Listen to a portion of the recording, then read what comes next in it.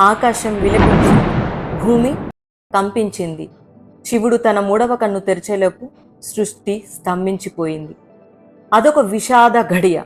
ఈ కథ సతీదేవి తన ప్రేమను, పరాక్రమాన్ని త్యాగంగా మార్చుకున్న కథ. తండ్రి సకల ప్రాణుల యందు సమభావం గల ఆ పరమేశ్వరునిపై నీవు తప్ప మరెవరు కక్ష కడతారు? నీ వంటివాడు క్షమార్హుడు కాదు. ఇక్కడున్న ప్రతి ఒక్కరూ కర్మఫలాన్ని అనుభవించక తప్పదు.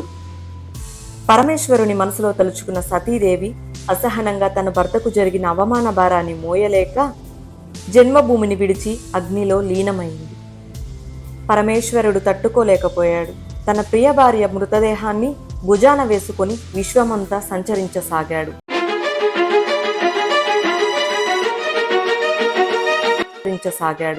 ఆ కోపం, ఆ ప్రేమ, ఆ శోకం విశ్వాన్ని స్తంభించేలా చేసింది.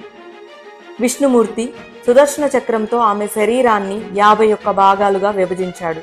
ప్రతి భాగం పడ్డ ప్రదేశం ఓ శక్తి పీఠమైంది.